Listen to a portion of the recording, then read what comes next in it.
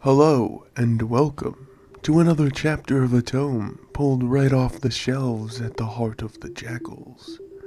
As always, I'm your reasonable host, Lothran, and there's ever so much more data to relay, so let's get to it, shall we? Go grab a filling meal, settle into a cozy spot, and pay accurate attention to Fleet Part 30, Familiar Delight. I still feel bad about this mess. Kam slumped on his desk, more than a little forlorn about how things had come together. Kamavar. Mera draped herself around his shoulders. Never the full name, never. Not even my mom would use the full name, just no. Kam argued, but didn't move to free himself from Mera's grasp. Instead, he turned enough so they could nuzzle one another silently. Got it. Just Kam. Mera pulled up the chair Kam had made just for her, returning to nuzzle Kam and wrap her arms about him once again. Now, which mess are we talking about here? The chair? The spoiled supplies? The renegotiation with Milligram's traders? How small this room is now that there's two of us in it nearly all day long? No, none of that. Well, the room thing is a bit annoying, I suppose. Have you given thought to what we talked about? Kam pulled her close to kiss her, then let Mera go, watching her smile all the harder from his show of affection. You can't just change the subject like that. And yes, I am willing to take a promotion down to the farmland around Kasiri. That way you and I will be closer to equals, and since I'll be in charge of a base of my own, people won't talk so much. Do they talk? You're the one that came up with this plan to keep them from spreading rumors. Mera accused of Kam, swatting playfully at one of his hands working its way through her hair. As a preventative measure, I don't want people talking. I don't want them making shit up. I don't want them thinking I offer preferential treatment to you. Your service record speaks for itself. And you've invented more devices than I have. Maybe not as important as the ones I have, but Mera nibbled one of Kam's ears, tugging at it hard enough to get him to cry out, "Ow! Gentle!" He settled back into his seat, rubbing at his angry, burning earlobe. I answered your question. You answer mine. Mera twisted her head and body, but couldn't find a decent enough position, so she shifted into Kam's all-too-small, single-person, fold-out bed. Kam stood up and moved his chair to be closer to her. We gotta get a much larger room. With furniture. Mera poked Kam in the nose excitedly. I'll have somebody get to work on that right now, my lady. Oh, it's my lady now, is it? Mera asked, sounding more than a little annoyed by this turn of slang. Shh! Kam quieted her before radioing to Vildar in nearby ops. Go ahead, Kam. Vildar's resonant voice rang clear and true.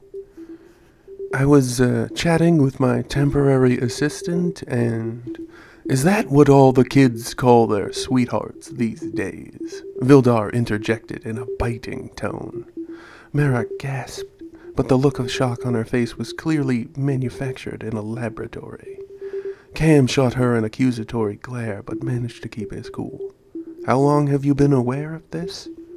Since last week, after Ijo Hinde's team moved into Kasiri proper. I think it was at that one meeting I was late to. You two weren't doing anything in particular, but it was hard to miss how enamored both of you were with one another, giggling like fiends in suppressed conversation. A telltale sign of blossoming sensations. Okay. Kam moved on from his trepidation into acceptance. We'll need to move into a bigger room. So the bed's too small, then. You know, I could teach you some techniques. Vildar let the comment hang. Mera was no help. She buried her head under Cam's pillow in embarrassment. That is fine, Vildar. I will just need a room at least 3 times as large as this one, pretty close to Ops. As soon as you can manage, okay, bye. Cam cut the signal as soon as he could flick the switch. Both of them cringed at the knowledge that Vildar knew exactly what the pair of them had been up to, and for a little longer than both of them had been doing it. You still haven't answered me. Cam shot her a puzzled look. About this mess? Which one were you referring to? Mera waved a finger around the room, settling it eventually upon herself. You're not a mess, at least not that bad of a mess. Cam caught the pillow he'd been expecting to hurl towards his face. No, he replied full of good humor.